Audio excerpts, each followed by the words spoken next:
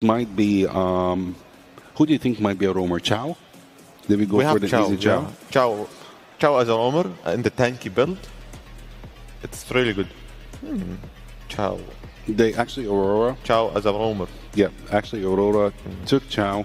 I thought ONIC would go for them, but I think Aurora might actually go for Chow, or they might go for another Chow and CC. Let's see. That is very interesting, actually. That is very, very, very interesting. For Aurora until now, if they pick CC and Chow, that would be great. Yeah, that would be great. And hovering on Chow, still thinking, okay, they went for now Chow. Now the completed of the puzzle. Yeah. And I like Lancelot and Chow, CC, Lapu Lapu, Farsa, as Kalia, ONIC. Wow. See, what do you think? Oh wow. For ONIC draft. ONIC draft is very amazing. I mean, I would say mid to high damage output. For Aurora, they have more burst damage. Lineup to be able to do it. I feel like there was some good adjustments here for Aurora. One being the fact that, you know, they went with their own pickoff potential. That could potentially snowball them into the right direction. Demon Kite really struggled in the previous game on the Lancelot. Now this time he's up against a utility jungler. We do still see that occasionally, right? Assassin versus utility. And sometimes the assassin gets the upper hand. Sometimes it's the utility, based around this kind of holistic composition that ONIC brought. So we'll see if Aurora can actually make some early advantage by potentially getting a first blood. That's true, because it is going to be double marksman basically versus double fighter, right? So this is something that is going to be, you know, I don't know, maybe meta shift creating, depending on how well either one performs. So we'll see maybe if, you know, double fighter actually is the way to go, right? Or maybe we'll see if, you know, having a Granger and a Kimi on your lineup actually makes it so difficult for these double fighters to perform. So those are things I'm actually looking forward to in this matchup. But you're absolutely right. Like, so much is just up in the air for this game.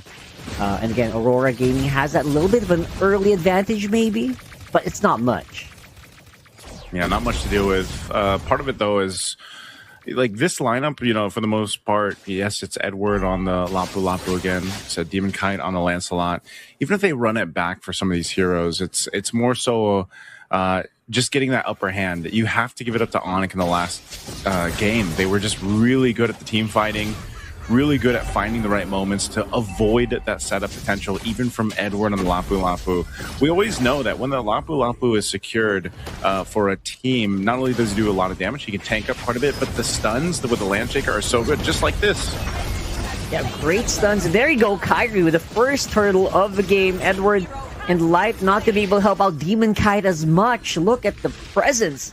Look at the domination of ONIC in that one. Yeah, there's they're going to deal with that. I mean, that's one of the things they have to be careful for. Some of these initiations, especially in the early portion of the game, you got to kind of approach them in the right way. And even more so in the turtle pits, you know? Like, those areas are crucial to be fighting in.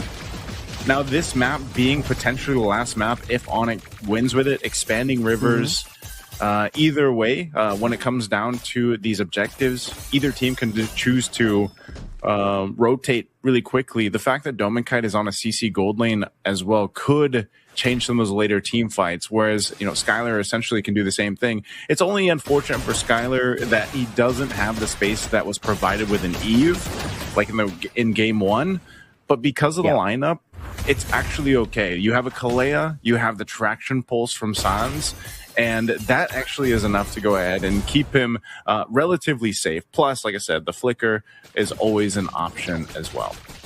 I think maybe they're thinking, you know what, we don't need like an Eve real world if we're gonna -1 anyway, right? Like, there's just gonna be 4 enemies on the map. So that's they're thinking maybe of the Kalea. But look at that, Lutpi again is gonna be the sore spot here. Aurora Gaming is gonna try to punch on.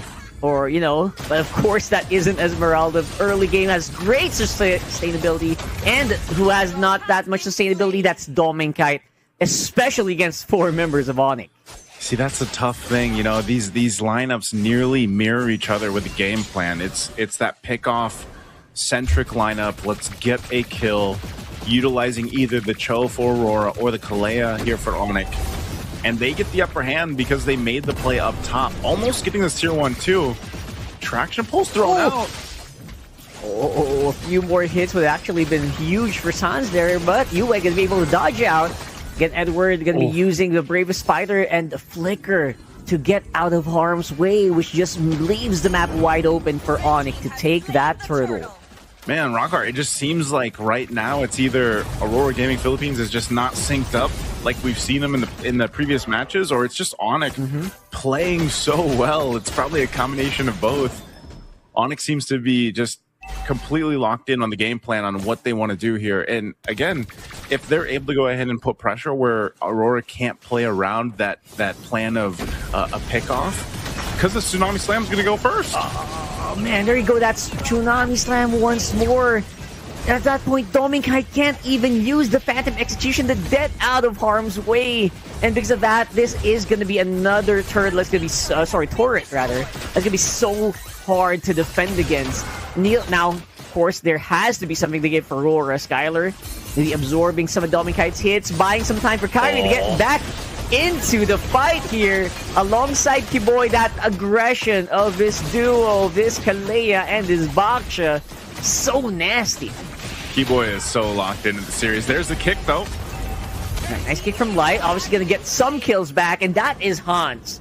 So Sans going down is gonna be so massive here for Aurora Gaming, and slowing down that Kimmy. That Kimmy felt like it was actually starting to like steamroller them, man. Yeah, it's a problem they have to deal with, but nonetheless, right now it's just, ONIC is just winning off Kiboy's Kalea. For the most part, it's all been the Tsunami Slam, so now Light's got to go ahead and fill that in. He's done as well. He's got actually a couple kills on this, but it's more so the way they're moving around the map. There's got to be an answer for this, especially as they set up around this next turtle coming up in a couple seconds here. You're seeing it. Demon Kite's going to get spotted out. He's actually having a difficult time this game, just like in game one. Really getting pressured on his jungle, potentially to try to force him to use a retribution on the purple buff, so he doesn't have it for the turtle, but still he'll be able to secure this just fine. ONIC waits in positioning. Again, same thing. Lootby giving information, Keyboy waiting for that Tsunami Slam. So we'll see how Aurora approaches this. This 3,000 gold difference might play a part into this fight, but turtle secured. Yeah, huge, tricky turtle there, getting secured there by ONIC. There goes that team fight. Light not going to be long for that world. Cannot really sustain Skylar's Ranger right now, who is just doing insane amounts of damage, even on Edward. That's a double kill for the gold laner of ONIC. And not to mention, they also got that turtle. Demon Kite now going to be struggling to even get the jungle camps on his side. Let's see if he gets this orange. He should be able to retreat. Oh, he doesn't get it. Unfortunately, yeah, he doesn't get it, and it's looking even more grim now for Aurora Gaming Philippines here. The way this game is going, 3 turtles now in the hands of ONIC, 5,000 up in terms of gold. They have a clear shot at taking the First Lord as well, unless somehow, some way, Aurora finds a way to crawl back into this game. But look at the pressure from ONIC. They won't let up on this. And it's a stark difference, at least for the Esmeralda this time, when you see the Esmeralda struggle, but when you see it shine like this and you're able to go ahead, you're deathless, you provide information, a Tsunami Slam again. Oh man, that's a huge Tsunami Slam here, of course. Yue gonna be able to at least answer with the Feather Airstrike. That front line is starting to demolish and diminish on its health. That's Kiboy going down though. Demon Kites are doing some really good mechanics, but the rest of ONIC are still inside the front lines. They're not really going back quite yet, but it is gonna be -1. Kiboy's aggression removed from the map might leave an opening for Aurora to make something happen here. That pickoff is great. At least they get a kill. It was a fight that was started off the Tsunami Slam. One of the first steps that Aurora needs to get back into the game. But even looking at the itemization here, there's quite a bit of difference, right? Even the gold lane right now, obviously the CC is going to scale up a lot slower than this Granger given the way the game's gone. But, you Sky Pierce, Malefic Roar, Hunter Strike already. That's why Skylar's popping off on the damage. He's got the 4 kills. If he continues to stack up the Sky Piercer, it's going to be devastating in these later fights. And so for Aurora, as this Lord is up, they have to make a decision. Do we actually contest this? This is one of the difficult things, too, in that matchup of Assassin versus Utility, right? The Baksha, obviously tankier. You rely on the rest of your team to kind of, again, give you that information. You can always pull off a steal, though. That's one of the things about the Assassins, right? Especially the Lancelot. There's always potential for that. So even with ONIC lead, they'll respect it and just kind of take their time with this. There's no rush for them. But Aurora, they're the ones with a hard decision. Do we actually go for this? It's blitz down now. Yeah, that's a huge blitz. Obviously, ONIC is just going to be so far ahead of the curve here. Lapu-Lapu up on front. Edward can't really sustain against that lineup. Now, normally, you would be able to at least get some HP back, but ONIC just stopping that from happening, obviously with their superiority in terms of items. So, right now, it's just Aurora getting pushed back over and over again. I mean, like, the only thing I was thinking about for ONIC is at least both Kyrie and Demon Kite were level 12. While that Lord was happening, but now that's not going to be the case here. We got Lord walking up on top, and I expect ONIC to wait for this fully 100%, wait for it before they fight. I'm surprised here, Rockhart, that Aurora decided to go ahead and stay around there, because it just seemed like, and maybe it was potentially they just didn't have the information, but seemed disconnected even in that approach to that Lord or deciding on what they wanted to do. They're going to go for this kick. Oh, yeah, 100% gonna go for it. Better stun here coming in from Edward, but again, once more, just evaporating forth. He can even hit the final blow of that one. And now Kyrie's up on front. Skyler is just going on like a shooting range here or something, because he's just having so much fun on that Granger. Again, there is a Lord on top side. Edwards and Light are down for 15 seconds. That might be a turret or two going down for ONIC here. Sorry, for Aurora here.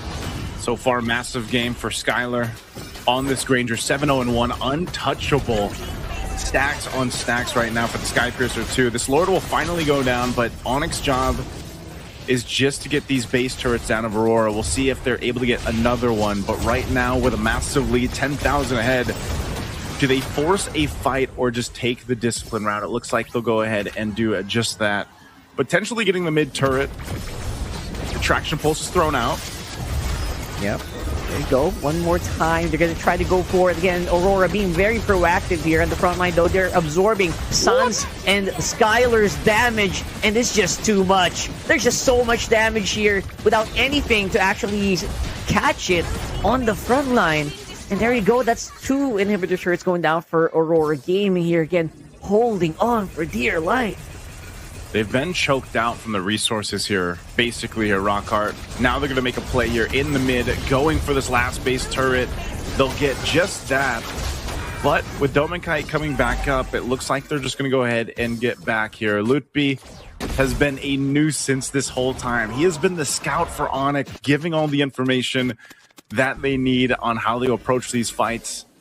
Again, this is what Esmeralda does so well. And, you know, in this case, I don't know, Rockhart, it just seems like the lineup, the composition for Aurora just isn't serving that purpose that they wanted to. Even so, you know, Dominkite picks up a brute force. You're seeing how fast they're getting just taken down. I mean, these team fights, if it's a pick-off, it's a pick-off for ONIC, essentially. At what point does Aurora Gaming get back into a fighting form? They're going to have to forfeit this Lord over to ONIC and then just get ready for this defense. Now, the only shining hope in this lineup that they have right now is the defense capability, because you've got a Farsa. But as soon as you use that Feather Airstrike to kind of deal with some of that push, and of course the Lancelot to an extent, then other than that, you don't have that much else, right? You've kind of got to utilize the kits, and that's for Edward and to an extent Light and Dominkite to clear out these waves and manage them.